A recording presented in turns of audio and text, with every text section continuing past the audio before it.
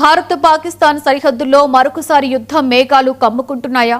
మునుపెన్నడూ లేని విధంగా ఇరు దేశాల మధ్య జలయుద్ధం పీక్ స్టేజ్ కు చేరిందా?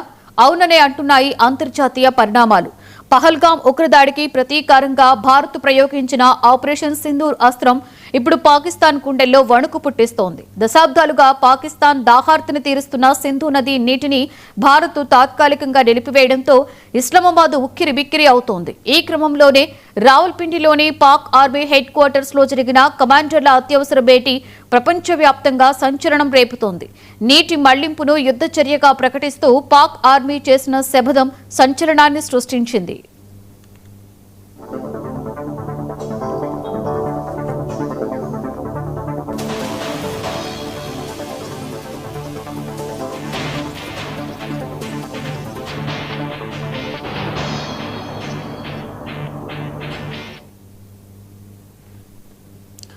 భారత్ సెంటిమెంట్ తో ఆడుకుంటే భారత్ రివర్స్ లో మైండ్ గేమ్ ని ఎలా తిప్పికొడుతుందో చెప్పడానికి ఆపరేషన్ సింధూర్ ఒక నిలువెత్తు సాక్ష్యం.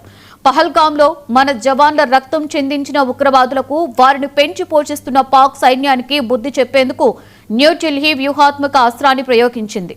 పాక్ ఆక్రమిత కాశ్మీర్లోని ఉగ్ర స్థావరాలను నామరూపాలు లేకుండా చేయడమే కాకుండా పాకిస్తాన్ కు జీవనాధారమైన సింధు జలాల పంపిణీ ఒప్పందాన్ని భారత్ హోల్డ్లో పెట్టింది. ఒకవైపు కాశ్మీర్ గడ్డపై ముష్కరుల ఏరివేత, మరొక వైపు పాక్ వెళ్లే నీటి సరఫరాపై ఆంక్షలు. ఈ రెండు దెబ్బలకు శత్రుదేశం కోలుకోలేని స్థితికి చేరుకుంది.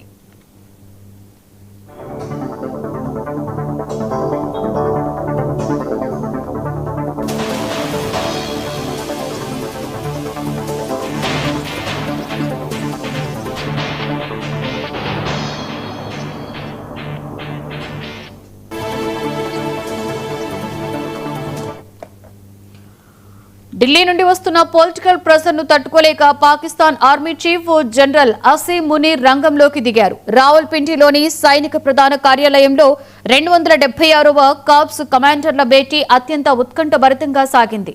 గంటల తరబడి సాగిన ఈ మూసి ఉన్న గదుల సమావేశంలో భారత్ తీసుకుంటున్న జల ఆంక్షలపైనే ప్రధానంగా చర్చ నడిచింది. తమ దేశానికి దక్కవలసిన చట్టబద్దమైన నీటి వాటాను కాపాడుకోవడానికి ఎంతటి సాహసానికైనా సిద్ధమని, ప్రభుత్వ ఆదేశాల ప్రకారం సైన్యం ముందడుగు వేస్తోందని ఈ సమావేశంలో ఆర్మీ కమాండర్లు ఒక కీలక తీర్మానానికి వచ్చారు.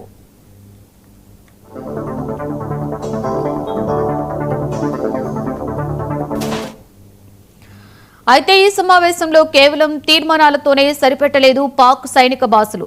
నేషనల్ సెక్యూరిటీ కమిటీ నిర్దేశించిన సరిహద్దుని గుర్తు చేస్తూ భారత్ కు నేరుగా హెచ్చరికలు జారీ చేశారు.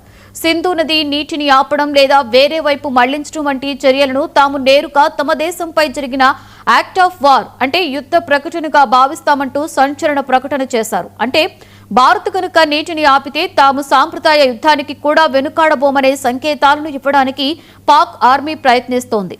ఎలాంటి పరిస్థితినైనా ఎదుర్కొనేందుకు సరిహద్దుల్లోని బలగాలన్నీ సర్వసన్నద్ధంగా ఉండాలని జనరల్ అసీం మునీర్ ఆదేశాలు జారీ చేశారు.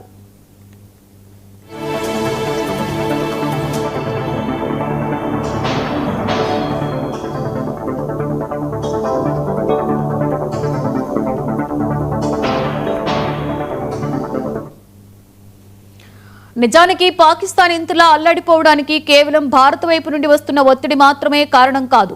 ప్రస్తుతం పాక్ రెండు వైపులా కత్తుల వంతెనపై నడుస్తోంది. అటు భారత సరిహద్దుల్లో ఉద్రిక్తతలు కొనసాగుతుండగానే ఇటు ఆఫ్ఘనిస్తాన్లోని తాలిబన్ల నియంత్రణలో ఉన్న ప్రాంతాల నుండి పాకిస్తాన్ లోపలికి ఊహించని రీతిలో ఉగ్రదాడులు జరుగుతున్నాయి.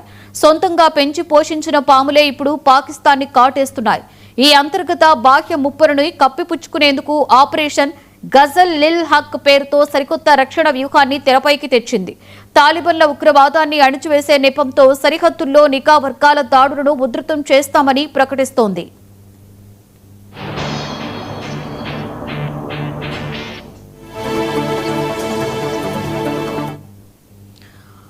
హైబ్రిడ్ ముప్పులు, ఆర్థిక సంక్షోభం, అంతర్గత తిరుగుబాట్లతో కొట్టుమిట్టాడుతున్న పాకిస్తాన్ అంతర్జాతీయ సమాజం దృష్టిని మళ్లించేందుకు మళ్లీ పాత కాశ్మీర్ రంగాన్ని అందుకుంది. కాశ్మీర్ ప్రజలకు తాము దౌత్య రాజకీయ మద్దతు ఎల్లప్పుడూ ఉంటుంది అంటూ కార్ప్స్ కమాండర్ల సమావేశంలో పునరుద్ఘాటించింది. జాతీయ ప్రయోజనాల విషయంలో రాజీ పడే ప్రసక్తే లేదని పాక్ సైన్యం ఎంత గంభీరంగా ప్రకటనలు చేస్తున్నా లోపల మాత్రం భారత్ తీసుకోబోయే తదుపరి వ్యూహాత్మక అడుగు ఏంటనే భయం స్పష్టంగా కనిపిస్తోంది. మరి పాక్ ఆర్మీ చేస్తున్న ఈ శపథాలపై, యుద్ధ హెచ్చరికలపై భారత రక్షణ శాఖ ఎలాంటి కౌంటర్ ఇవ్వబోతుంది? సింధు జలాల వివాదం ప్రపంచ యుద్ధానికి దారితీస్తుందా? చూద్దాం.